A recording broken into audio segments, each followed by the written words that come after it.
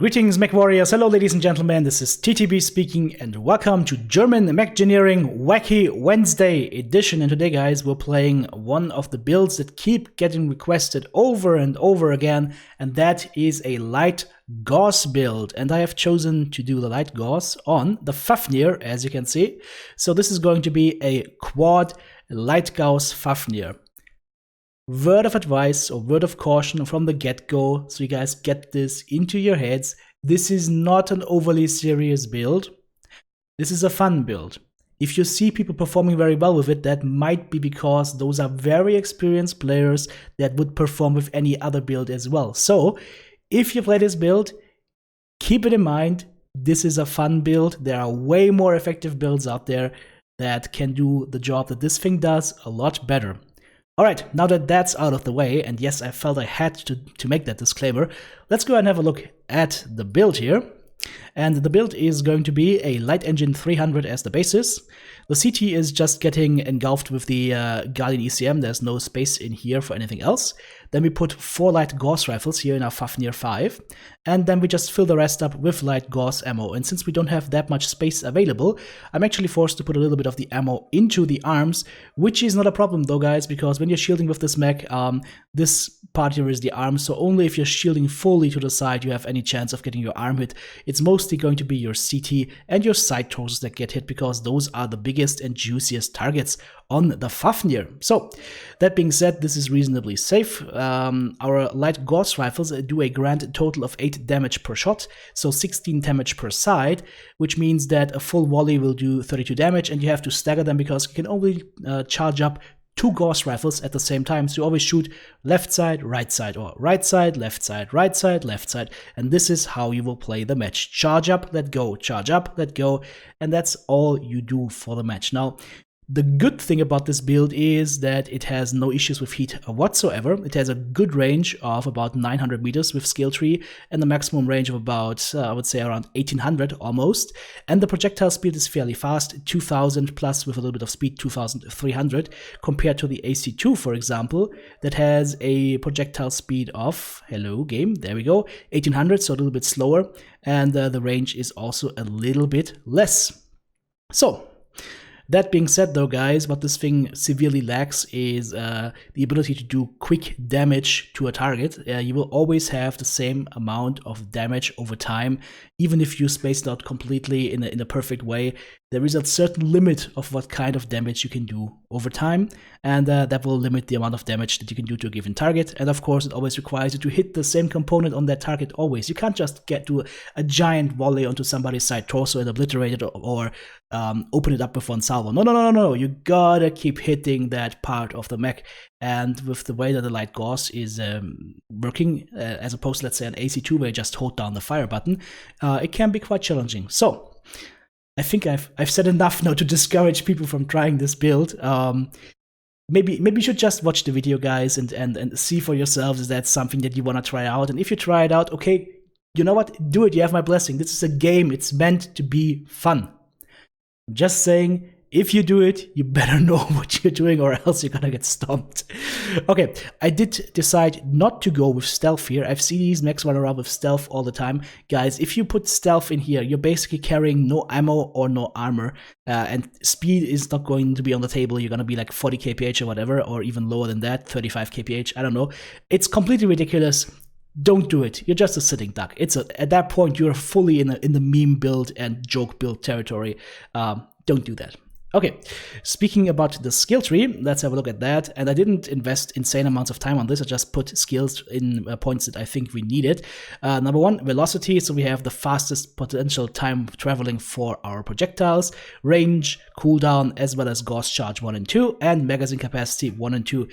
Now, the thing about Gauss charge 1 and 2 is you want to be able to hold your shot and then release it when you're properly on target, but ideally speaking, you want to release your shots as soon as you have that green bar, because you want to get as many shots as possible downrange into the target. So, shoot fast is the name of the game here.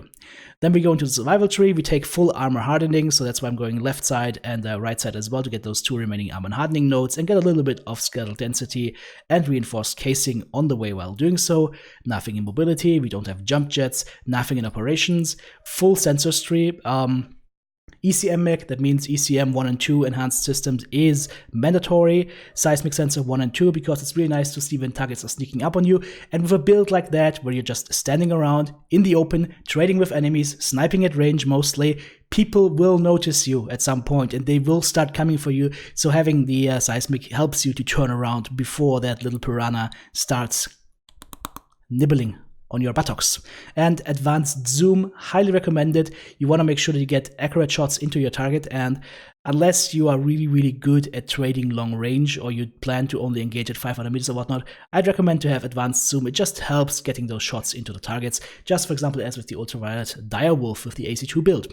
And then last but not least, auxiliary, double artillery strike, and maybe a UAV. That's all you need, and that's all we need for this build. Let's go ahead, guys, and take this thing to a dropship and see how it performs. I'll see you there.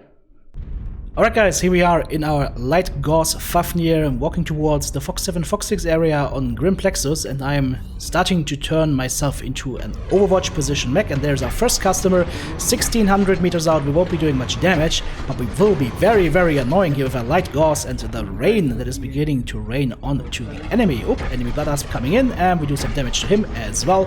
900-ish meters, very nice. We almost do full damage at that range. Give the Roughneck 2 shots and miss, but that is fine, and we just keep our spot up top here. I have no reason to move right now because I'm not getting pressured by the enemy, so we'll just stand here and wait and keep on firing and keep missing some shots. That's alright at those ranges. You gotta get a feel for it first, and this is the first game I believe I played with this build.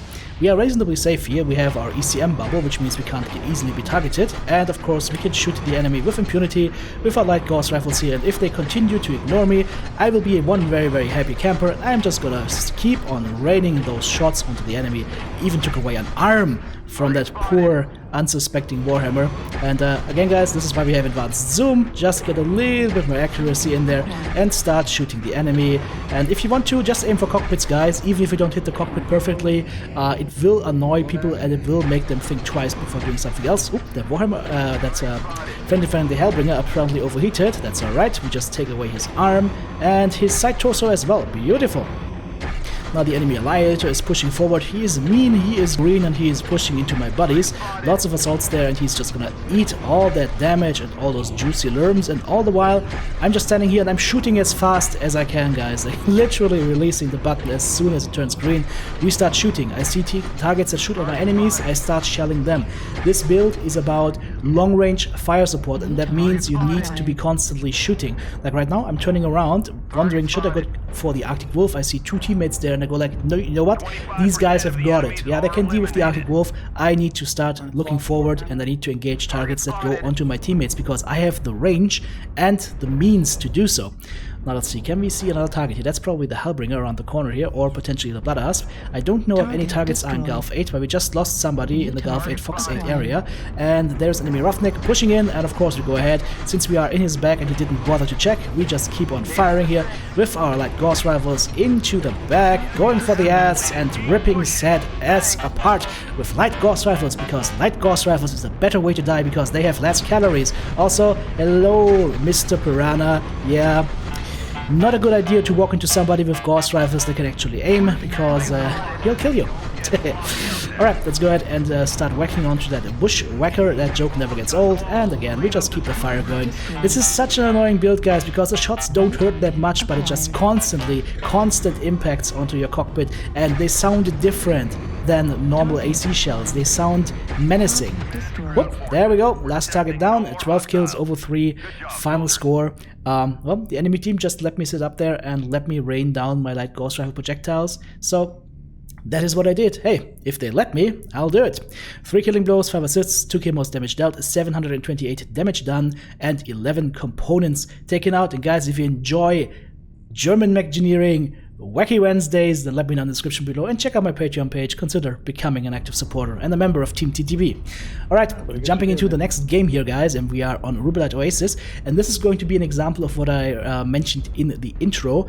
We are going to stand at long range, fully exposed, and we are going to trade with the enemy as much as we can before we either die or the team kills the enemy. And which of these is going to happen, of course, you will find out in a few seconds. Right now, I'm just standing at range and I'm just enjoying the joy that is enhanced zoom onto targets that are far away, and we will just go ahead and keep shooting them. There you go. Unfortunately that one missed, invisible wall, but it's alright.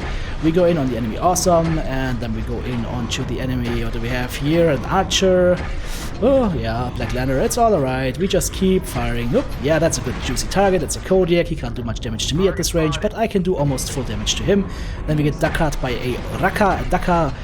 Good old Bushwhacker, and we just keep firing onto him and abusing the fact that we can see his tail fin. Now we go in on the enemy Warhawk, and what else is there? I can't even see it. It's too far away. I think it was another Bushwhacker. It's alright though. We got a Vapor Eagle down here. Everybody wants to shoot me because I am the guy that is high profile and exposed right now. Even though I do have ECM, people will start to notice and they will start firing onto you. But that's okay.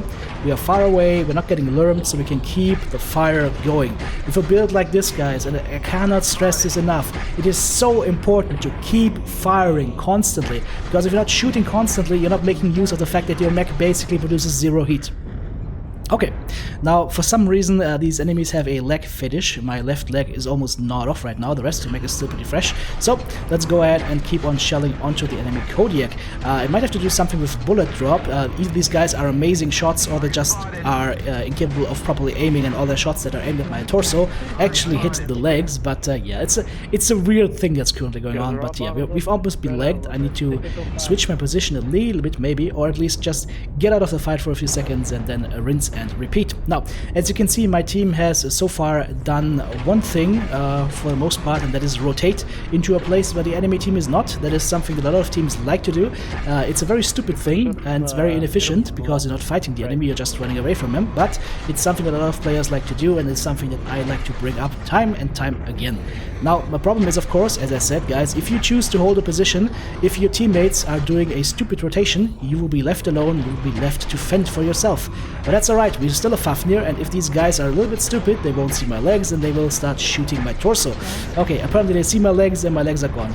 Sad face, but over this time, we still did 800 damage. Yeah? We've been fighting, we've been holding a position, we've been pulling all those enemies towards us, and now it's up to the team to do something with that, because we've softened up quite a few targets, and yeah, we'll see if the team actually manages to do something with that. For now, we just lost a Kodiak 5, unfortunately, because he was up there with me, but apparently not able to help fend off these guys. We've got a catapult up there with snub-nosed PPCs, LB5s, and ER mediums, shooting onto the enemy Warhawk. That is basically both side torsos almost open. That other target here, that Lurnboat, also side torso open, very, very ready to drop and die. I like the Roughneck Powerhouse here, really, really nice build. AC-10 and SRM-6s, plus machine guns and medium pulses and a small pulse, okay? And it's a sporty build. If you go with the Powerhouse, guys, I always recommend AC-20 and triple SRM-6, and don't go with the machine guns and the pulse lasers, because it just tricks you into staring at your targets, and that will mean that you take a lot of damage to your CT, and at some point you will die. So take the builds that encourage you to twist, guys. It helps a lot. Okay. Irby! Yes! LB10 and ER small lasers. A fighting Irby, a street cleaner, and he's gonna clean up that Mad Cat. Come on, Irby, I believe. Well, maybe not. Let's see, we have a Hellbringer up here. It is 5 kills to 6 right now, so it is still quite even. We've got a Vapor Eagle here with ATMs. I'm feeling very, very good about this guy, because he's going to be able to do so much damage with his ATM build. Vapor Eagle with ATMs, you guys know that I've also made a video about it. Very, very strong build, definitely something you should try out. But yeah, what can you do? Well, my mech is dead, so I can just entertain you guys with my soothing voice and say friendly things in German. For example, schieß in den Arsch weg, sauber, elendiger. Alright, it looks like our Hellbringer is starting to claim some kills here. Very, very nice. He's got a good position, 9 kills over 7, so it actually looks like my team is going to win this. That Black Lantern has 1 weapon left and the leg is almost gone. The most dangerous mech right now on the playing field, I would say, is that enemy Incubus, because he's fast and he has full weapon components. Hellbringer missing a shot a little bit, misjudged the ability to bend forward, and also going, in my opinion, onto the wrong target, because that Black Lantern has 1 medium laser, and if you see a mech like that, you switch targets to a mech that has more weapons and that is healthier. This kill isn't doing much. I would have gone, for example, for the Bushwhacker, because that guy has 2 LB10s branded ready. Or, as I said, that Incubus, which is also a huge problem. But the Bushy has been lagged, that's good, but is he out of ammo? Okay, Bushi might be out of ammo. Well, that means that the next priority target is going to be the Incubus, which is also the last target. Incubus is, again, using machine guns. And again, guys, machine guns tend to lend to staring. And you don't want to be staring, especially in a situation like that, because it's easy to get killed. Of course, he can't do anything. He's the last guy on the field. Let's keep it real. But still, machine guns promote staring. And that is dangerous. They do have their place, though. Don't get me wrong. Okay, let's go ahead and have a look at the scoreboard. 0 killing blows, 11 assists. Almost everybody on the enemy team has been tapped once. 3 KMDDs, 810 damage done. Wacky Wednesday, German Mechgineering. Guys, if you like this content, check out my Patreon page. Become an active supporter. I'll see you soon.